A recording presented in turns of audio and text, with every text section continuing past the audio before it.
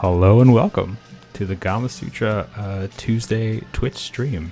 My name is Editor Alex Waro. I am not on camera, and I'm warming up my stream energy. Thankfully, my cohort here needs no warm-up and very little explanation. Hello, Brian Francis. How are you? Yes, I'm free. I'm free from the punishment of XSplit.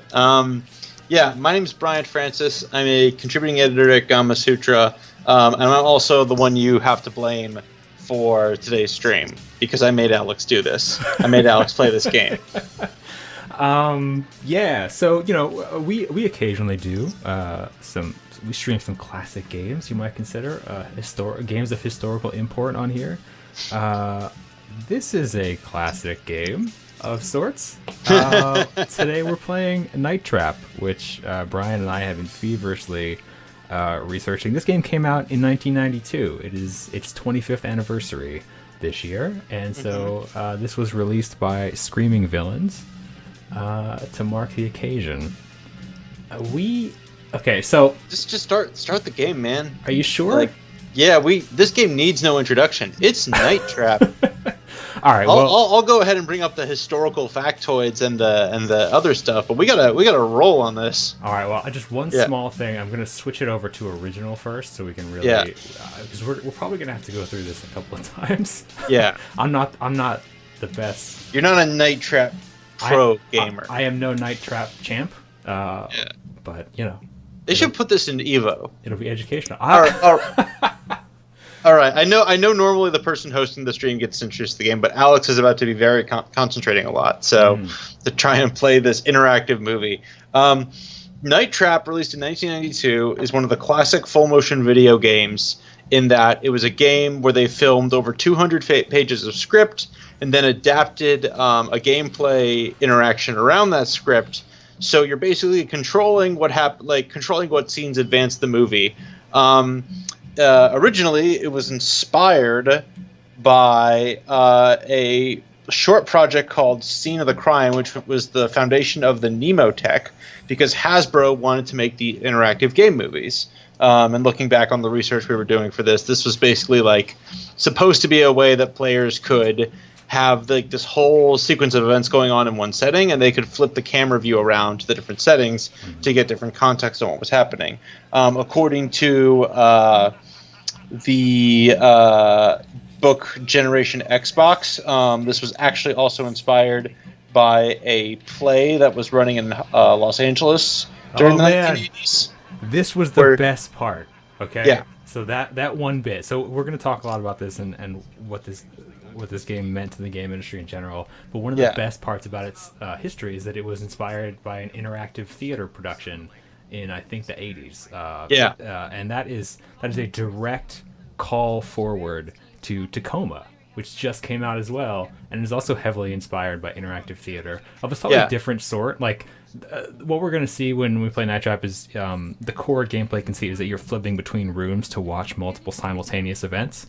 And that is sort of that was what this theater thing did in the 80s that they were inspired by. Is you would walk between these rooms as the live production played out and just see all the different bits. And Tacoma from Fulbright is inspired in some small part by Sleep No More, which is currently taking place in New York, and is a very similar thing, except in that theater production you can kind of rifle through desks and stuff.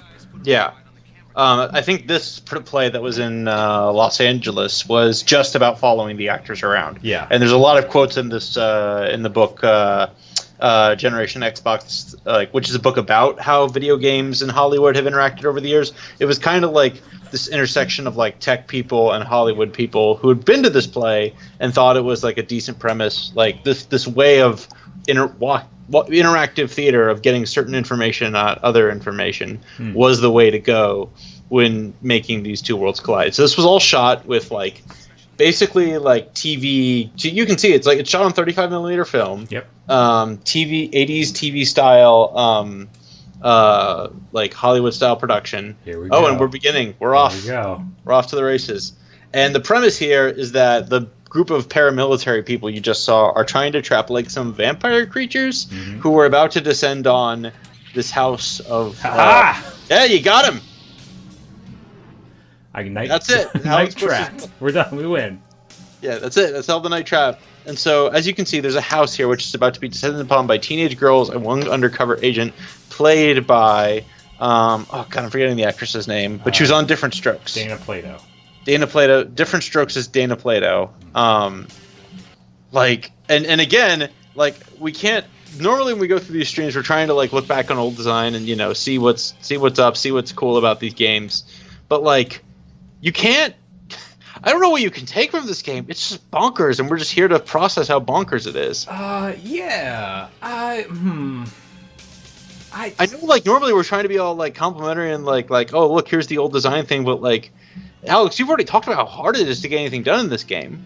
Well, yeah, I mean, like, part of it is hard because there's this re-release by Screaming Villains, there are no subtitles, which makes it very tricky to because okay, actually it hasn't come up yet, but like pretty soon we're gonna have to start listening in on conversations. Like one of the key mechanics is you have to sort of listen in and track the story so you can prevent people from being attacked in a very pleasant and kind way by these weird shambling bumbling dudes. Oh, here we go. See, and that's hard on stream when you can't actually really hear what's going on. So we're gonna have to like kind of be careful here. So we got these bros. I have no audio on my end, so I'm gonna need Alex to like give me any context. Yeah. I mean, hopefully on stream they can actually hear the real conversation. But just for you should just tell us what you think everybody is. I'm assuming that. Well, we know there's like a party going on later tonight, so I assume these people are weirdly like setting up for it. I don't know. Or maybe they're the. Yeah, here we go. We have a bunch of people getting into a car. I think according to the Wikipedia I looked at, they're singing "Row, row, row your boat" or something. That's true. When they pull up, oh, you're not going to hear them sing the Night Trap theme song. It's really good. All right, everybody on stream just gets to enjoy that with me. Yeah. Something you might notice that I noticed after trying to play this game for a couple of hours is there are 8 video feeds here in the bottom right, and I can switch to any at any time, but the icons are always the same, so I have no idea what's happening in any room. Oh my god! Unless I so it's not like there's live footage. It's not like picture in picture on TV. It means you have to be like, this is the room. Right. Go check what's happening in that room. And this is the original. I don't know this. I assume this is the original 1992 version for Sega CD. In other versions that are also on this re-release, there are maps that are shown that give you an idea of the house's layout. Yeah. And then. Oh god, this guy. The Ildom would want to know, would it be wrong to spoil this game? No, spoil it. Alex needs all the help he can get. Spoil away. And we need to we just need to know what's... Oh. Can you get him? So I was reading, we're going to find out, if people want to know how to play, you have to trigger the trap when the little flashing light in the right side turns red. So it'll go from green to yellow to red. And there yellow, red. Ah. The other flashing light is part of the game's gameplay mechanic, I guess, which is just that the conceit is that we've jacked into a high-tech security system, and we have control of all the feeds and all the traps. There's no really good reason why there's traps in this house, but like here we go, you go, yes! You missed it. Oh, you got him? Yes. I love this guy. Look at this guy right here. Look at that. Thumbs up. Thumbs up. Thumbs up. Thumbs up. That guy is, I think, Weird Eddie is his official title. Yeah. And he just hangs out next door. Yeah. I'm guessing that. By the way, I'm guessing those people saw earlier. Oh boy. Oh boy. Yeah. There we go. Oh boy. Oh, there's 4 of them. Got him. Nice. Got him. So I was reading a bit of weird trivia about this game's production. When they were filming the footage in the 80s, I guess all these stuntmen and stuntwomen who were wearing these suits, they sort of independently adopted that weird shambling walk because they had to be ready to fall at any moment without hurting themselves. Right. I guess you would think they would have known which takes they were going to be, like, the trap was going to be triggering. Yeah, I mean, that kind of confused me too. I assume they knew and they were just like, maybe it's just... Because some of the traps, you'll just be in the middle of the room walking and you'll just slip right into it. So maybe it's just like... how they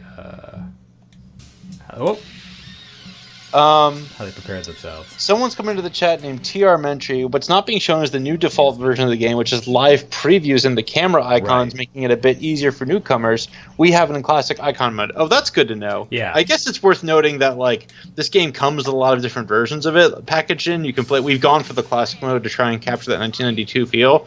But as soon as Alex inevitably screws up, sorry. No. I'm just riffing on what you were telling me earlier. As soon as that happens, we should probably switch to the newest mode to give him a fighting chance. Yeah, to be super clear, you're just reading our minds ahead of time. Basically, I don't expect to get much farther than 6 minutes. I played this for an hour or two last night, having never had any experience with it before, and just you know. How old were you when this game came out, Alex? Wait, go back. What? Can we get this guy? Can we get that guy? Wait, hang on. No, he's fast. Yeah. Busted. I wonder where they go when they get sucked into these traps. Maybe we find out later in the game. The trap themselves is the. Oh, hi, Reverie Pone. Here we go. I don't know who you are. So this game came out in '92. I would have been 7 years old. Yeah, I would have been 2. Oh no! Did they change? Oh, I think they changed. Get it! Yellow. It's got to be red. He walked by. I hit the trigger button, but it didn't do anything. I think I missed the part where they changed the code. Yeah. All right. I think it's red now. Fun fact: you're playing this on PS4. The light on the controller changes to match the code. Oh, that's so good. It's really good in this dark room. Oh, we could have had him, but we missed it. So you can learn the layout of the house, like, and then this is a good scene. I'm really sad you can't hear this.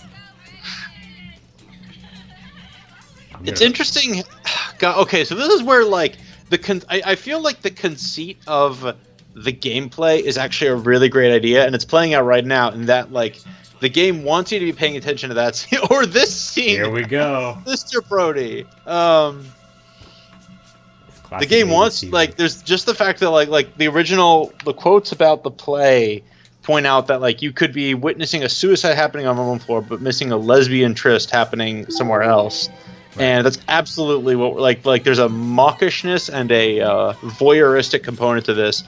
But oh no, this poor. It's just a weird.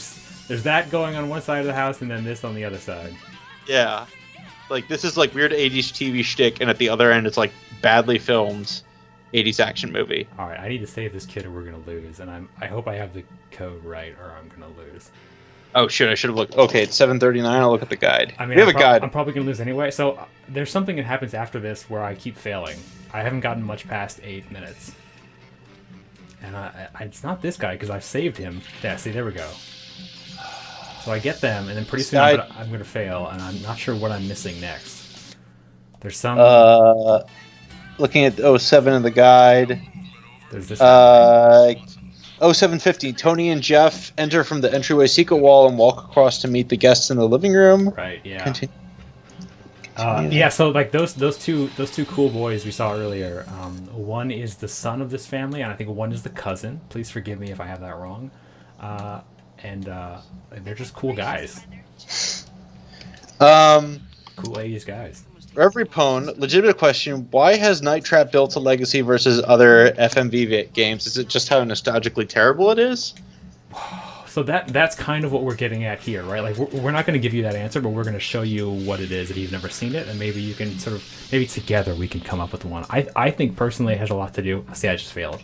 I think it has a lot to do with the fact of this game getting a lot of public coverage because of the 1993 congressional hearings on video game violence. With Joe Lieberman. Yeah. That guy.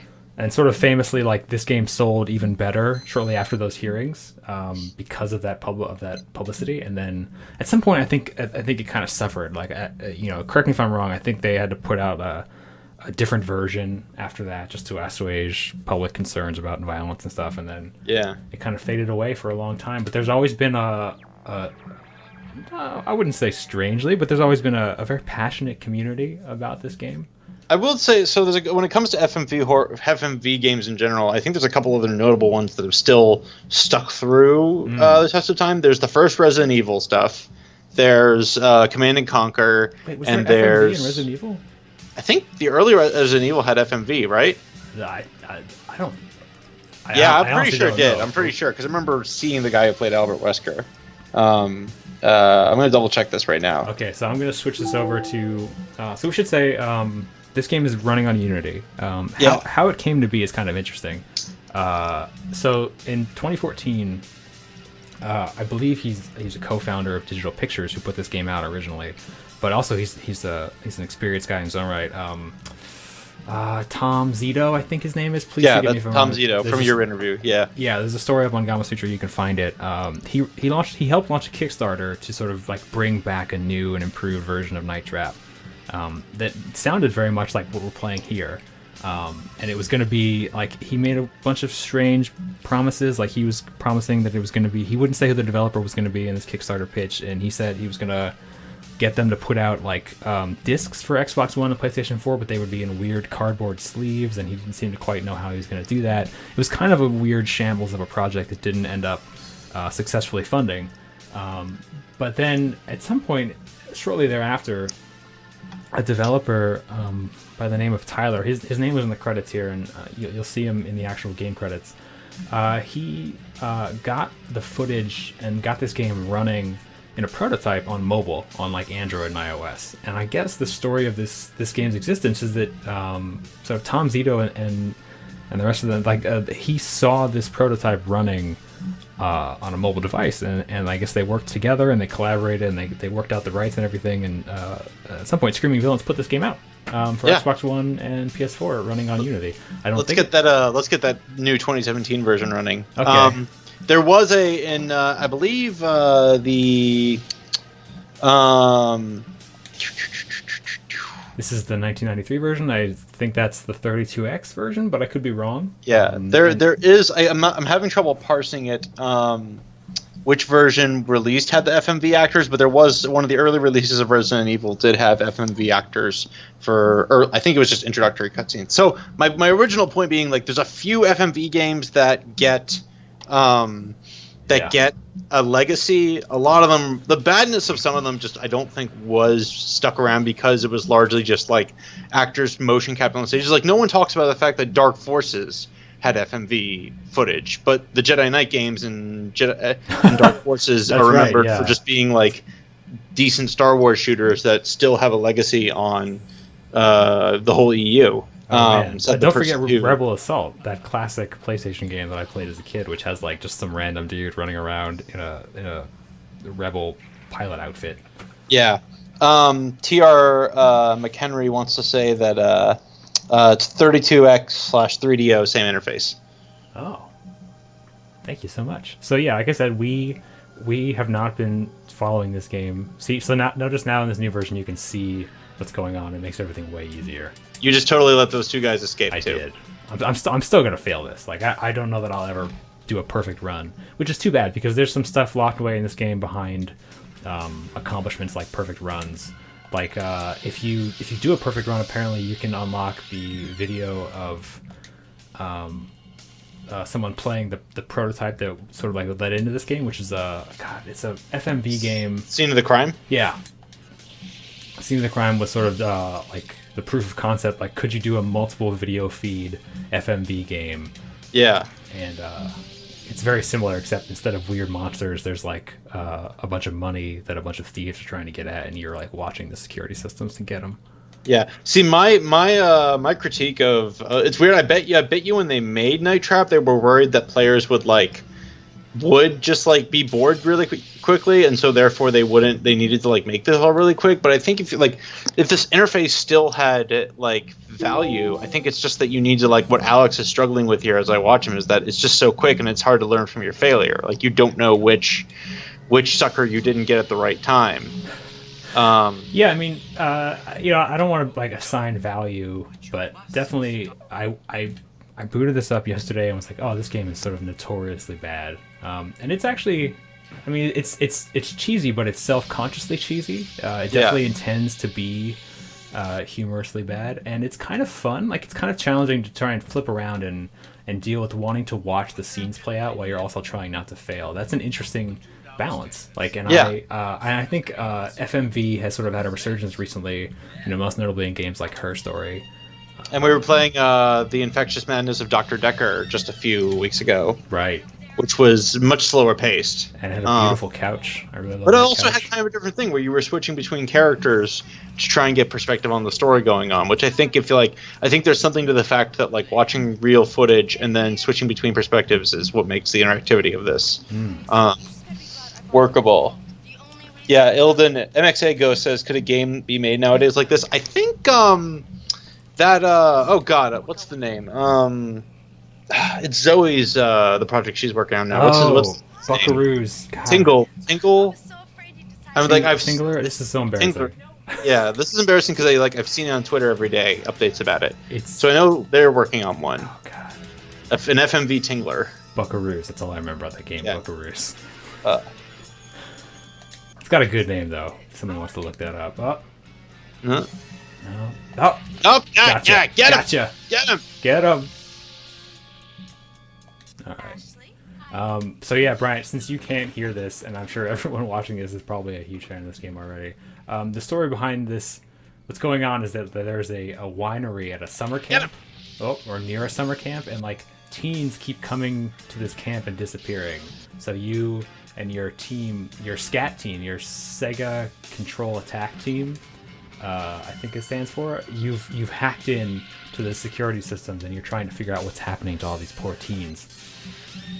And they're and these guys are supposed to be like vampires or something, right? Right. They're augurs. Yeah. So like this is it's a winery, but it's very clear right from the beginning that like whatever vintage they're bottling is sort of otherworldly, and it's clear that these monsters are here at the family's behest. Oh.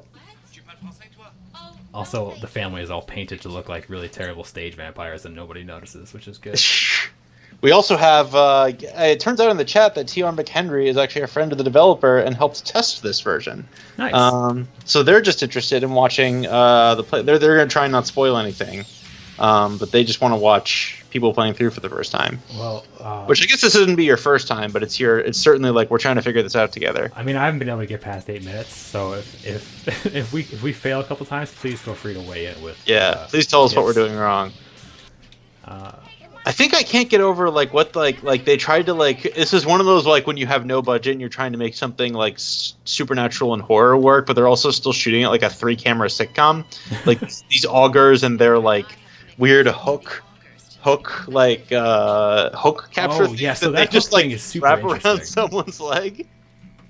So whenever you see them come in with their weird hook device, which is like, I think the idea is that the augurs are vampiric and that they need people's blood, and they use that hook device to capture them and like suck them dry.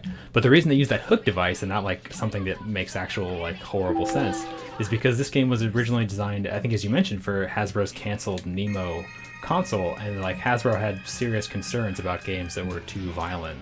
Like they needed to be friendly and not scary. So, like, that's especially funny when you consider that a couple years later, when this game was released on Sega, like, it was put in the limelight as a prime example of video game violence, and really, it's just cartoonish.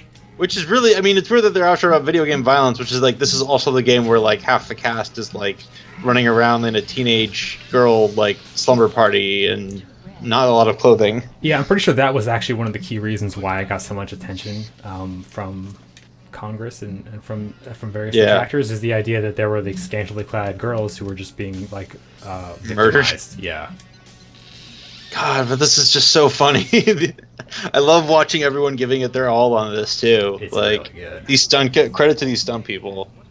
Okay, so the parents have left, so I think I've missed the code change because I think they tell the kids, "Hey, we're changing the code from blue to red." Yeah, shit. Alright, let's take that over to red and see if that works. Oh, yes! Gotcha! It just reminds you of like 90s Nickelodeon shows. Yeah. Like these guys are gonna get slimed. Alright, here we go. Also, that is a reference that probably dates me more than anything I can say about this. Getting slimed is a time-honored Nickelodeon tradition. Do you think that still happens? In some form. Like, this is what I remember my childhood being, is like I would have been 7 or 8, maybe 10, and this was on Nickelodeon. It was like people in weird short shorts and strange stretch tops. Well, alright, let's help this guy out. So there's no way to save this guy that I can tell. I'm pretty sure he has to get captured. Oh, yeah. But I can't believe you're hacked into this family security system, and their security system is like bonkers traps. Yeah, exactly. Well, that's the thing, right? Is like we're gonna see in a minute. You won't be able to hear it, but when the two cool guys come into the party and introduce themselves, the brother takes the sister aside of the evil family and says, like, I think someone's hacked the security system, and there's no mention of the fact that like all these trap doors have been opening and closing for the last 5 minutes, or that like somebody could be watching them right now. It's just like, yeah, that's too bad. The next code change might come at it might come at 8:59. Is when if I'm interpreting this guide correctly, the next code change might come at. Yeah, keep an ear open around then. Yeah, here's where I keep failing, and it might be if it's not that I'm missing somebody like mission critical being captured. It might be just that I've failed to capture enough enemies. You can see there's a count in the bottom right. Yeah, I can't believe you have to keep capturing so many. Like, yeah, there's a lot of them. Like, where do they go? Whoa.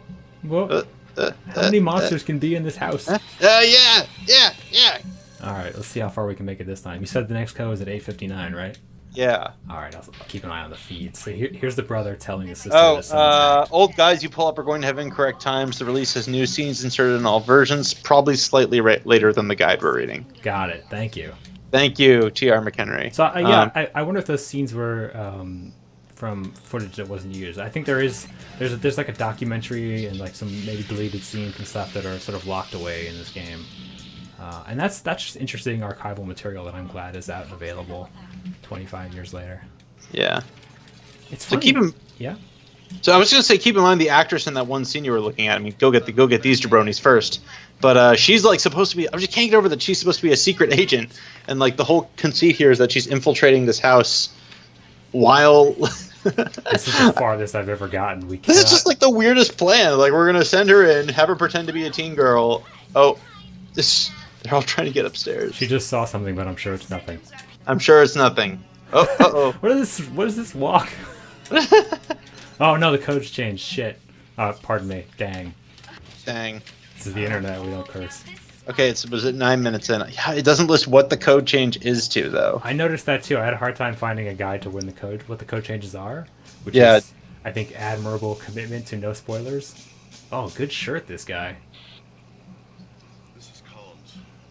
Okay, I'm gonna listen in, but he's not gonna know the code, so. Count on it.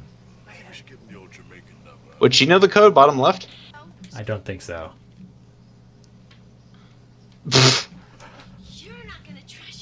This is one of those weird voyeuristic scenes that... It's a good scene, though. Code changes are a random color, so you just have to mash it. No, really? Yeah. I really don't. I think we might just be in trouble then, because I don't know when the next change will happen. Well, it's already happened, right? Because you tried... Yeah. So just change it from red to something else and there's start a lot mashing. Of options, though. Let's go. Well, you already used blue, so try yellow, green, or purple. Let's try green. Oh boy. Hey buddy. Oh, here's an opportunity. Let's see if this will work. No. Oh. This is okay. All right. Now we know what was in this locked cabinet that we couldn't get into before.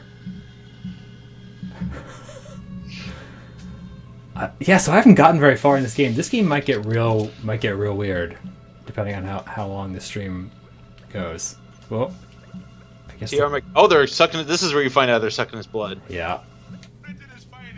T.R. McHenry says they always try and mash the change color and trap button and hope they can find it. That's a good strat. Oh, no. Come on, buddy, run! Get out of there! What are you doing? Nope.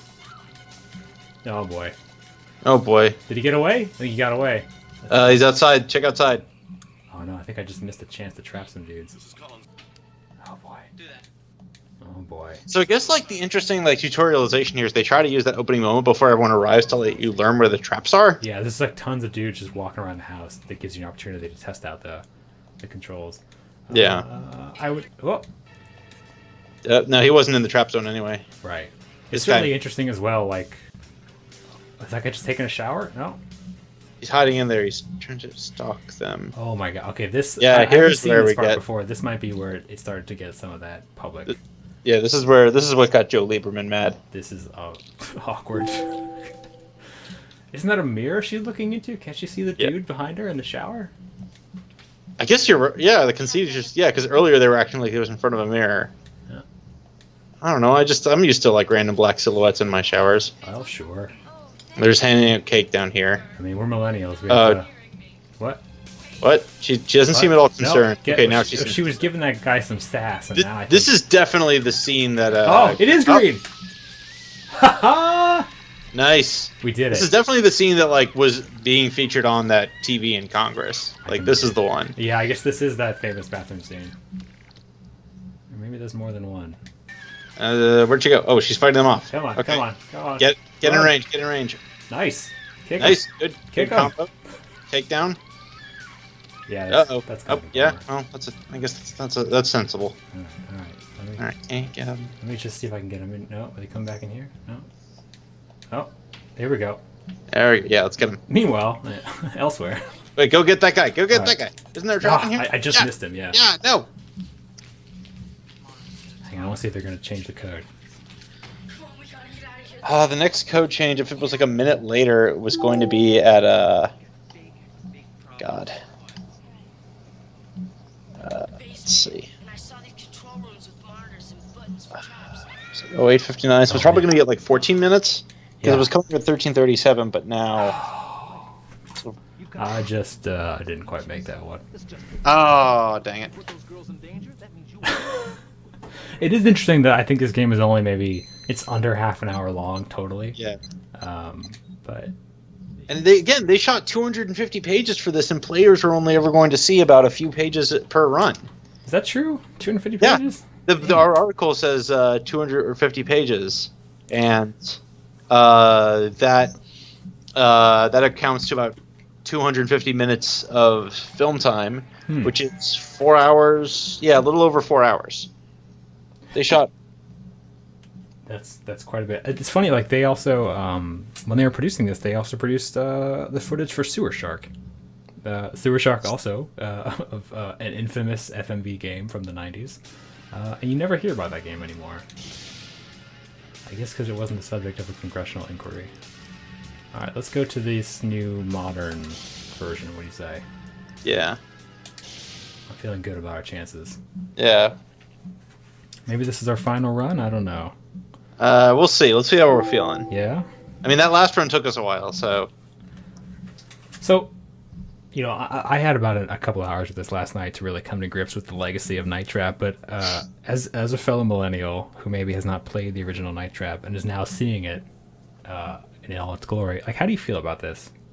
I feel on the one hand like I feel like the book Generation Hollywood actually does a good job summing up what this real thing really is versus which is this weird mishmash of what Hollywood people thought entertainment was and what games people at the time thought entertainment was. And the games people I actually think did a pretty admirable job at making an interesting like this trap mechanic is like pretty good. And the Hollywood people made a decent like B-movie like cheesy thing that reflects on like what was on TV at the time, what was in horror movies at the time. Like they were having fun riffing on their own work, so that's clearly obvious.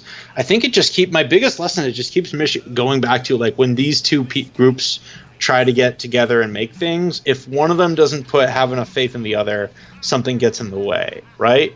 Like it's they acted like this would be a like innovative new technology that would redefine how we like connected to other human beings and like experienced art.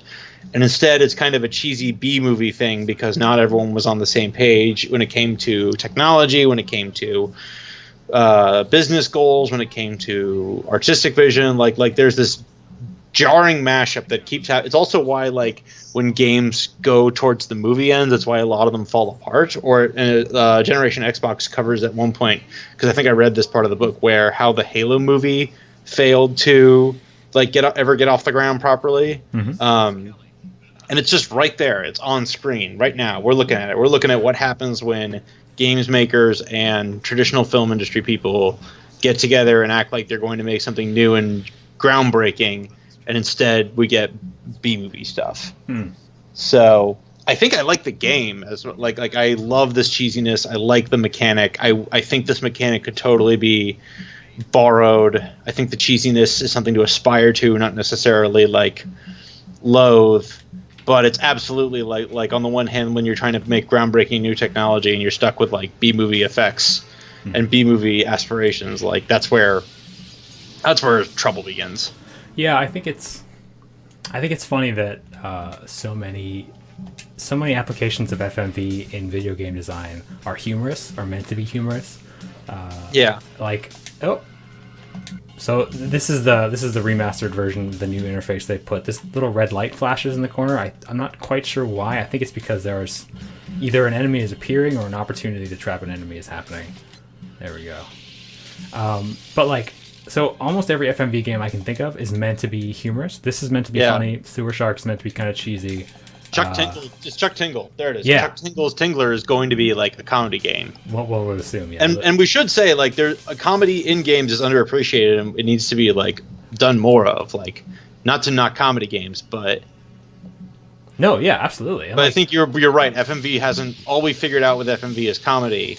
Well, no, so that's not. So where I was going is like that's mostly how you see it used, and also even today, like in games like Contradiction, Spot the Liar, like that is a self-consciously cheesy kind of mystery game. But you know, Her Story really kind of broke that mold in that is not a funny game at all. That is a very like serious and affecting game if it hits you the right way, and it uses basically the same technology. Like it looks as cheesy. It has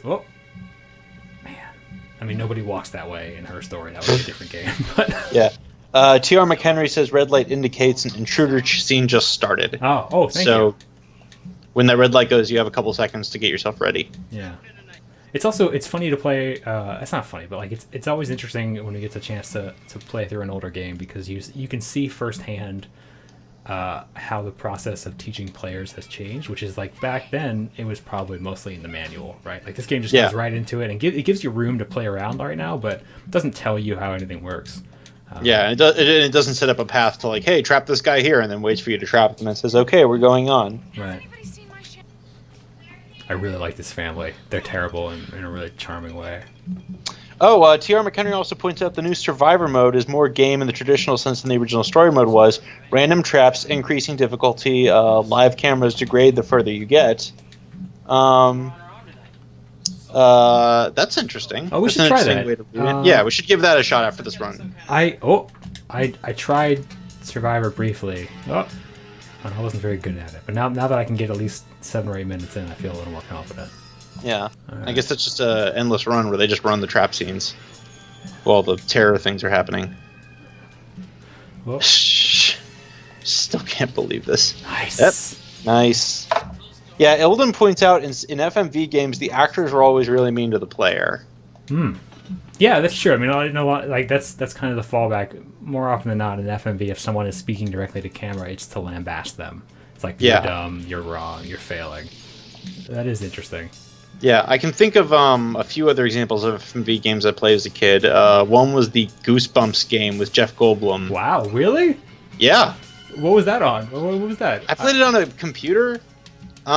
It's out there. You can watch YouTube clips of Jeff Goldblum as the devil, basically. He's in FMV It was a lot clips? Scarier as a kid. Oh my god. If I watched it now, I'm just like, what the hell? Why was I scared of this? We should just spend our last 15 minutes watching that. Maybe we should stream that. No, I'm not going to make you do this twice. That game is hard too. We should find someone to remake that so we can go back. Get that Jeff Goldblum footage, yeah. And another one that jumps to... What is he wearing? It's like a weird evening jacket plus a bolo tie plus like pantaloons. That seems like the most normal 80s thing going on here. It's really good. I guess you can get this jabroni. Yeah. And the question is like, this is a family of blood drinking monsters, so they have all these blood things in their kitchen, but everyone's just like, yeah, whatever. Oh wait, the family is vampires? That I haven't gotten to the end. I don't know.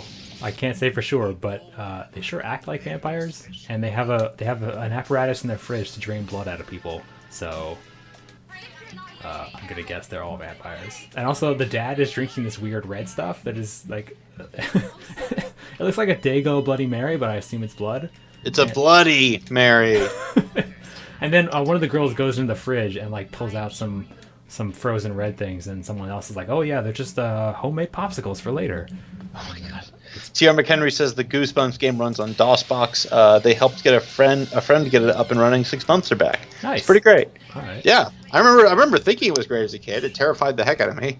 It's also like you get things like it's a lot of like FMV captured on the green screen that's overlays like these painted like these gameplay backgrounds. So like you have at one point where like you're trying to evade the werewolf and the girl is hiding in a freezer or something, or like you're running through the woods at one point and the girl is like, "No, go this way, go this way." Oh, that was the thing Ilden was trying to avoid spoiling earlier, the family being vampires. Yeah, so the mom keeps saying we're going to go visit the Augs, and I think you're meant to assume at first it's a family, but I'm pretty sure the monsters are called augurs, so I think it's all kind of wink wink nudge nudge once you play it once or twice. Which is kind of a weird, I mean, like, augurs, wouldn't augur refer to someone who's like seeking, Yep. Like, I think of augur, I think seer. Well, it's spelled differently. Prophet. The verb, if you're gonna augur something, that's a er, and these guys are spelled like augur. I think, I don't know. Yeah. Why is that still red? Oh. Rip. Well, I'm really sad you can't hear them singing the Night Trap theme song. It's really good. I might just sing it for you. They changed the code. Yeah, the code is... It's usually red, but I don't know. Nope, not red. It's such a bonkers thing. I can't believe like they changed the code, but they don't give you any way to discern it, and they change it every time. It's such like a... Oh no, I mean they do. People say it. Like you have to follow the conversations to. Oh, to they find say out. it. Yeah, that's the problem is we can't Oh, hear it. McHenry says it's blue right now. Oh, thank you. Let's see if blue works. Oh no. So yeah, like one of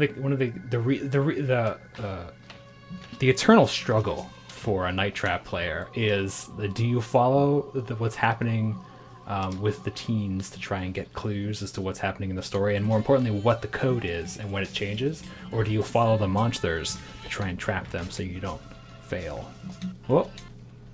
Whoa. Here we go. Nope.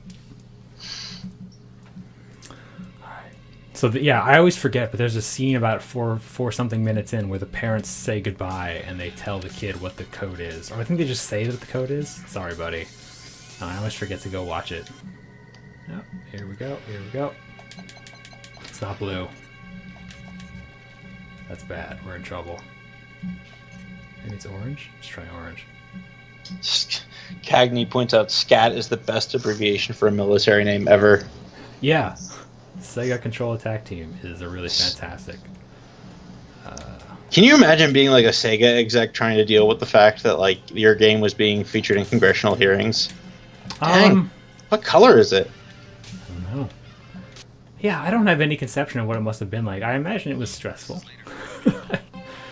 But nope, there we go. It's purple. I think it was Tom Zito. I could be wrong. There's a comment somewhere where he gave to a media organization around that time that basically said, like, I'm selling tons of copies now because of those hearings.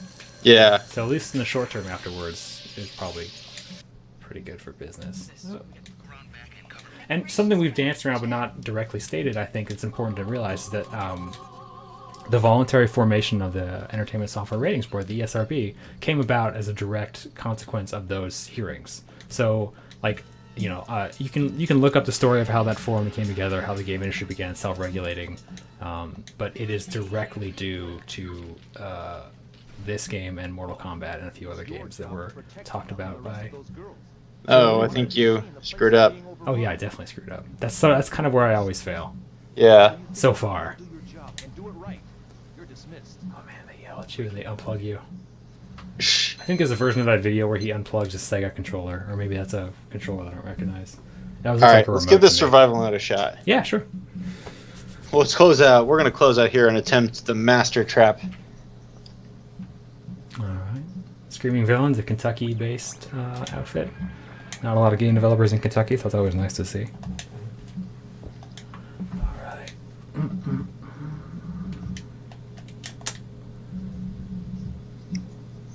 A U-Direct film. It is, it's too bad FMV isn't used more often these days. Yeah, And real quick, just on the like the historical note, there's a bunch of interesting stuff in here that is unfortunately locked away because I'm not good enough at this game. But you will see, photo images, scene of the crime prototype is on here. I don't think you can play it. I think you just watch a video of it being played. There's a couple other things on there too that are really Dangerous Games, the documentary, right? I think so. Yeah. But if you're interested, I'm sure you can find that stuff online. It's nice to see that it's preserved here as well. It's a good historical document of a game presentation. Like I gotta say, like as much as I've been ragging on the game itself, this arrangement of it, this presentation, minus the lack of subtitles, is pretty great. All right, here we go. First thing I take away, I was wrong. They spell auger with an E, so yeah, it is totally just. I was gonna say, yeah. Or maybe it's the other way around. Maybe it's auger with a U. Is man? I don't know. This is it. This is when you're an auger. Like, if you were to auger something, that's how you would spell it. All right. Press from the desk of Commander Sims. At the start of each round, you will need to switch the access code indicator. We are slowly losing camera signal. Missing too many augers will result in breaking contact. I don't know how well we're going to do with this game. Oh, well. That guy's going to step on the weight. On the sail. Oh, gee, I hit the wrong button. Oh, what code was it? Was it like orange? I guess so. That was me hitting the wrong button, but yeah. Nope. Well, that time I missed it. So it's definitely not blue, but it might be orange. Got that grabby arm. Get that grabby arm out there. Yeah. Oh, come on. I like that it's interesting that they figured out a way to just take this game and turn it into raw play, like raw mechanic. Nope. It's not, yeah. It's not green, it's not orange. Try purple? Maybe. I wonder what that red number is in the middle. Oh, jeez, I missed that cue. Yeah, you just totally didn't even hit the button there. Okay, it's not green. It's not orange. Maybe it's purple. Oh, boy, we are not doing very well. It turns out that the spelling of auger on the text is in the bug list. Oh. So it's AUGER, which is, as we've discussed, is another word for seer. Nice. Up. Wow, I didn't even get a message that time. We just unplugged me. You just like, screw you. We got time. Let's try that one more time. Let's do it. Yeah, we're marathoning. We're gonna make Alex a Night Trap Pro here. Oh, okay. Here we it's go. interesting that they got one. Got one. Got two. Two. Like it's just the scene with the augers, not. I don't think any of the scenes with the actual. Oh no, there they are. No, yeah. I guess maybe they're cutting together bits of footage because this I feel like is much later. Yeah. This is like an easy way to see later footage. What a weird. Guys, come on, get him. Oh man! All right. No. Yep. Got him. How would you tell when the code changes though? When it just stops working? The color of the light is changing. Oh, the color of the light. Which is cute. Oh, it just tells you. Okay. Yeah, which is great. Ah! Oh. It's red. Flash. Oh no, maybe it's red. You're right. Man, we're doing. Oh, not again. I guess they're just showing random clips. Yeah. Well, go save her. Not sure what I can do here. I guess you can't save her. You can only see because she runs off. You can just knock these two jabronis in. Oh, it's not red. It's not red. That's weird. I must have missed a change. Let's see. Just get on the scale. There we go. Just getting on a bathroom scale is always dangerous. My experience. How did we do? I got 6 out of 16. Oh, there's a rank. I can't get to my. Let's try. Oh boy! Wow, there are some real. Is this a leaderboard? Star players, yeah.